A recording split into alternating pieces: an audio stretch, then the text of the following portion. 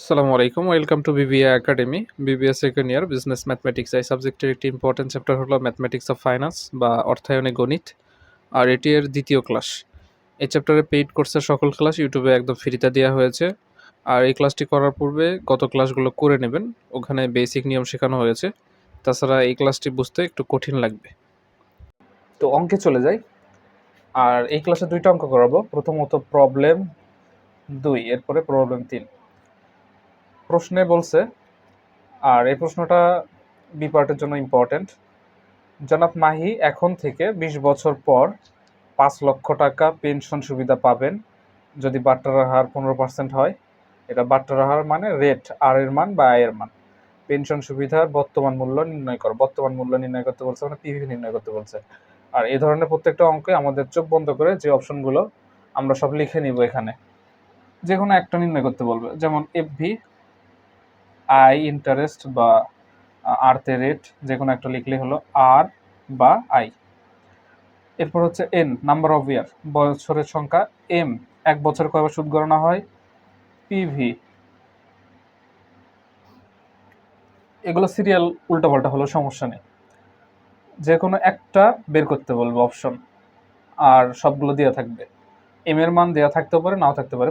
এখন আমরা প্রশ্নগুলো তুলে নেই। জনাব মাহি এখন থেকে ২০ বছর পর, সময় কত? ২০ ইয়ার্স, 20 ইয়ার্স। ২০ বছর পর ৫ লক্ষ টাকা পেনশন সুবিধা পাবেন। ২০ বছর পর পাবেন ৫ লক্ষ, তাহলে কি এটা ভবিষ্যৎ মূল্য দিয়ে আছে। টাকা ৫ লক্ষ ভবিষ্যৎ মূল্য, ভবিষ্যতে পাবে যদি বাট্টার হার, হার দেওয়া আছে, হার একটাই দেওয়া থাকবে, যেটা আয়ের মান বা আর এর মান 15%। 15%, পার্সেন্ট ভাঙতে হবে, অর 0.15। এরপর বর্তমান মূল্য নির্ণয় করো। বর্তমান মূল্য নির্ণয় করতে পিভি সমান হোয়াট। এম এর মান দেওয়া নাই, বছরে কয়বার সুদ গণনা হবে এটা লেখা থাকবে, কিন্তু এখানে লেখা নাই। প্রথম ক্লাসে লেখা ছিল যে অর্ধবার্ষিক, বার্ষিক। এখন আমরা মেইন ক্যালকুলেশনে চলে যাই। পিভি বের করতে বলছে। পিভির সূত্র, একটা সূত্র মুখস্থ করলেই হয়। এফভি এর সূত্র দিয়ে আমরা পিভি বের করবো। এফভি সমান PV 1 plus I to the power N. PV বের করবো, পিভিটা এ পাশে নিয়ে আসবো, তাহলেই হয়ে যাবে। এরপরও এই ক্যালকুলেশন যারা বুঝতে অসুবিধা হবে তারা সূত্রটা মুখস্থ করে নেবে, যে পিভি এর সূত্র হচ্ছে FV 1 plus I to the power N. এটা হলো পিভি এর সূত্র। কিন্তু এটা থেকে এই সূত্রটা তৈরি করা যায়। সূত্র তৈরি করা শিখতে হবে। অনেকে ভাবতে পারে যে আমি সূত্র তৈরি করা শিখবো না, এটা একটা সূত্র আর একটা সূত্র আলাদা আলাদা মুখস্থ করব। কিন্তু এটা সেকেন্ড ইয়ার, এরপরে থার্ড ইয়ার, ফোর্থ ইয়ারে এরকম অনেক ক্যালকুলেশন এটা শিখতে হবেই। যে কারণে এখন শিখলে পরবর্তীতে সহজ হবে। এখন যদি না শেখেন পরবর্তীতে আবার সময় দিতে হবে এটার জন্য নতুন করে। সমানের এই পাশ থেকে এই পাশ চিহ্ন ট্রান্সফার করা, এক পাশ থেকে আরেক পাশে নিয়ে যাওয়া। কোনো একটা আই নির্ণয় করতে হলে আইটা পার করে দিতে হবে, এন নির্ণয় করতে হলে এন পার করতে হবে। এটার নিয়ম এখনই সে কারণে শিখে রাখুন। এরপরে সবগুলো ম্যাথেই এটা শিখতে হবে। এখন আমি শিখে দিই। পিভি বের করব, যেটা আমরা নির্ণয় করি বা যেটার মান, সেটা আমরা সবসময় বামে রাখি আর মানটা ডান পাশে। এফভি, এফভি সমান ৫ লক্ষ টাকা, তাহলে মানটা সবসময় কি ডান পাশে। তো পিভি আমরা বের করবো। পিভি এ পাশে ক্যালকুলেশন করে মানটা বের হবে। এ পাশে এটা সূত্রটা আমরা এই সূত্র থেকে এই সূত্র তৈরি করব। দেখুন, এটা সমানের বাম পাশে, এটা ডান পাশে, উভয় পাশে পরিবর্তন করব, কারণ পিভিটা আমাদের লাগবে। পিভিটা বাম পাশে ট্রান্সফার করতে হবে, এটা যেরকম বাম পাশে। পিভি পার করলাম, পিভির সাথে পুরোটাই পার করতে হবে। PV bracket 1 plus I to the power N সমান এফভি, ডান বাম পাশে ছিল, ডান পাশে পার করে দিলাম এফভি। পিভি রেখে দিব। পিভির সাথে এটা কি গুণ হিসাবে আছে, সমানের এই পাশ থেকে ওই পাশে গেলে বিপরীত চিহ্ন হবে। এই পাশে গুণ হিসাবে আছে, ব্র্যাকেট মানেই গুণ হিসাবে আছে। পিভির সাথে এটা গুণ, এই পাশে পার করে দিলে ভাগ। যদি ভাগ থাকতো এই পাশে পার করে দিলে, সমানের ওই পাশে পার করে দিলে ভাগ থাকলে গুণ হবে, যোগ থাকলে বিয়োগ হবে, বিয়োগ থাকলে যোগ হবে, এরকম বিপরীত হবে। পিভি এটা পার করে দিলাম, সমান পুরোটা পার করে দিলে এফভির সাথে ভাগ হয়ে গেল। এফভি ভাগ, এটা ভাগ চিহ্ন, 1 plus I to the power N. এই সূত্র আর এই সূত্র, এক লাইনের জন্য সূত্র চেঞ্জ করতে পারলেন।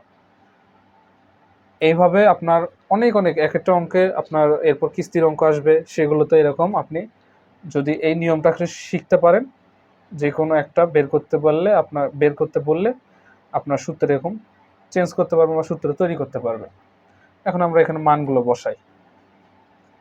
পিভি এর মান কত? নাই। এফভি এর মান দেওয়া আছে 5 লক্ষ। 1 প্লাস আই এর মান 15%, 0.15। এন এর মান 20 বছর, 20। নিচেরটা ক্যালকুলেশন করি। উপরে 5 লক্ষ, 1 প্লাস 0.15 যোগ করলে 1.15 পাওয়ার হবে 20। ক্যালকুলেটরে ক্যালকুলেশন করলে এটা আসে হচ্ছে 16.366537। চারটা লেখা যায়, 1 2 3 4। তাহলে এই 5 পর্যন্ত রাখলেই হবে। 5-এর পরে যদি 4-এর চেয়ে বড় হয়, গত ক্লাসে প্রথম ক্লাসে শেখানো হয়েছে 4-এর চেয়ে বড় হলে সামনে 1 যোগ হয়, কিন্তু এটা 3, 4-এর চেয়ে বড় নয়, যে কারণে যোগ হবে না। এতটুকু লিখলেই এনাফ। 5 লক্ষকে এটা দিয়ে ভাগ করতে হবে। ভাগ করলে পিভি আসবে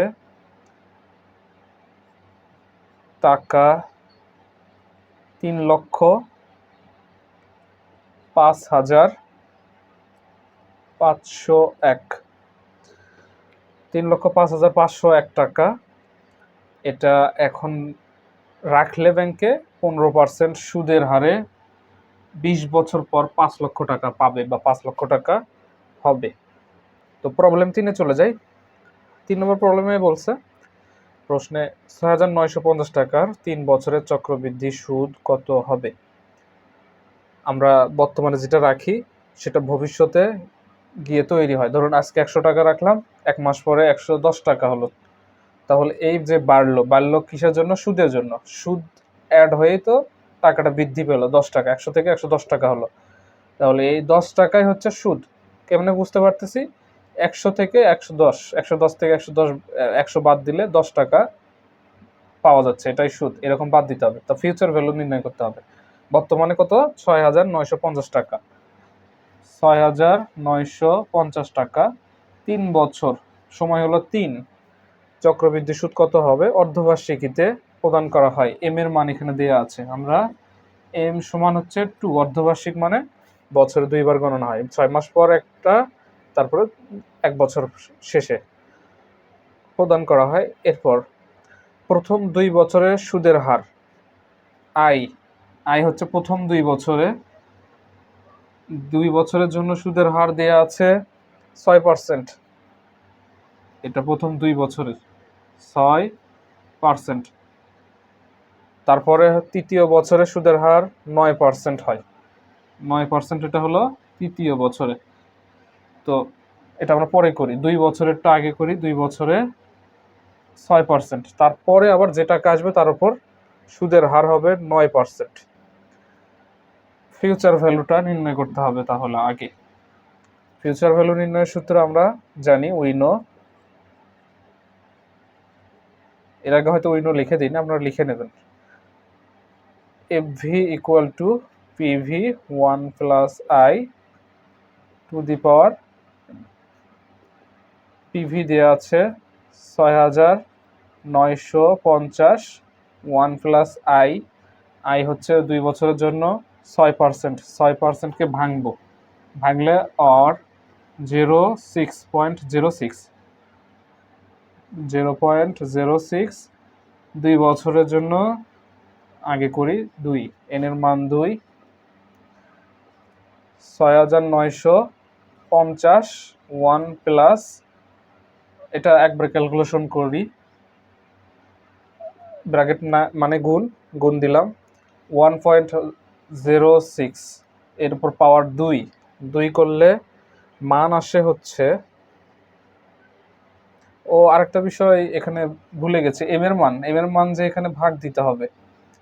এম এর মান দিয়ে আই কে ভাগ এন এর সাথে গুণ, বছর 2 বার গণনা হয়, এখানে 2, এটাকে 2 দিয়ে ভাগ, এম এর মান 2, আই কে ভাগ দিলাম 2 দিয়ে, এন কে গুণ দিলাম। ক্যালকুলেশন তাহলে একটু এক লাইন বাড়বে। 1 প্লাস 0.06 কে 2 ভাগ করলে 0.03 হয়, 2 দোকানে 4, 6950। আর এটা একবারে করি, গুণন ব্র্যাকেট মানে গুণ দিলাম 1.03 এর উপর পাওয়ার 4 করলে এটা আসে 1.1255 এটার সাথে এটা গুণ করব, ফিউচার ভ্যালু আসবে 7828.28 7822 টাকা 28 পয়সা। এটা আসলে হচ্ছে দ্বিতীয় বছরে। এখন এই টাকার উপর বলছে তৃতীয় বছরে সুদের হার হবে 9%, তাহলে আমরা তৃতীয় বছরে করব। আর এখানে এটা লিখব ফর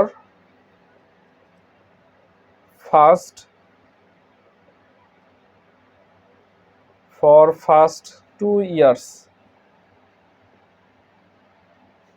এখন 2 বছর, প্রথম 2 বছরের জন্য ফর থার্ড ইয়ার্স, 3 বছর, তৃতীয় বছরের জন্য। তৃতীয় বছরের জন্য we know FV equal to ওই আগের মতোই সূত্র, পিভি 1 প্লাস আই এম দিয়ে ভাগ এন আর এম দিয়ে গুণ। প্রথম ক্লাসে এটা শেখানো হয়েছিল। পিভি এই যে 2 বছর পর এটা বের হলো, 2 বছর পরে এটা টাকা হচ্ছে বর্তমান মূল্য, এই টাকার উপর আবার তৃতীয় বছরের সুদ হবে আলাদা, সুদের হার যেহেতু আলাদা দিয়েছে। 7822.28 1 প্লাস আয়ের মান। এখানে হিয়ারে শুধু চেঞ্জ হচ্ছে আয়ের মানটা, আর বা আই। তৃতীয় বছরের 9%, আয়ের মান 9% অর 0.09% ভাঙলে 0.09 ভাগ হচ্ছে এম এর মান, এম এর মান 2, বছরে 2 বার গণনা হয় সুদ, এন এর মান 1, মানে তৃতীয় বছর মানে 1 বছর, এটা তৃতীয় 1 বছরের জন্য হিসাব করতে হচ্ছে, আর এখানে 2 বছরের জন্য হিসাব করা হয়েছে, সব মিলে 3 বছর।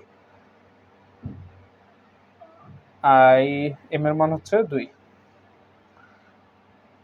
এখন 7822.28 1 প্লাস 09 কে 2 ভাগ করলে 0.045 আসে, 0.045, 2 1 2। এরপর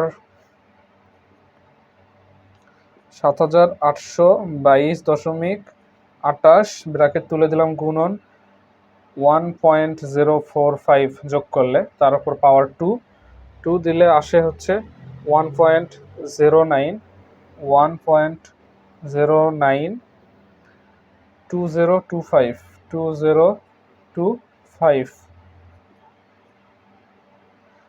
গুণ করলে 8542, 8542.13, 8542.13। এটা ভবিষ্যৎ মূল্য বের হলো 3 বছর পর। বর্তমান মূল্য কত ছিল? বর্তমানে 6950 টাকা ধরুন ব্যাংকে রাখা হয়েছে, 2 বছর সুদ দিয়েছে 6% করে, 3 নম্বর বছর শেষে 1 বছর সুদ দিয়েছে 9% করে, দেওয়ার পরে ভবিষ্যতে গিয়ে টাকা হয়েছে, একটা সূত্র লিখতে হবে এখানে, আমি এখানে লিখে দিচ্ছি, ইন্টারেস্ট ইন্টারেস্ট সমান future value minus present value. এই টাকা বৃদ্ধি হওয়ার সুদ ছাড়া কোনো উপায় নাই। তাহলে সুদ সহ কত হয়েছে 3 বছর পর? 8,542.13 বর্তমান মূল্য কত ছিল? বর্তমানে ব্যাংকে রাখা হয়েছিল ধরে নিলাম 6,950 টাকা। ব্যাংকে রাখার পর এটা 3 বছর পরে 8,542 টাকা হয়েছে সুদের বৃদ্ধির মাধ্যমে। তাহলে যেটুকু বৃদ্ধি হয়েছে সেটুকু কি সব সুদ? তো আমরা বাদ দিলাম বৃদ্ধি কতটুকু হয়েছে, বাদ দিলে সুদটুকু চলে আসবে 1592.13। এই টাকাটা বৃদ্ধি হয়েছে 3 বছর পর, আর এটা পুরোটাই সুদ। তো সুদ বের হলো। প্রশ্নে বলছিল যে চক্রবৃদ্ধি সুদ কত হবে 3 বছর পরে। 3 বছর পরে এই চক্রবৃদ্ধি সুদ 1592 টাকা হয়েছে।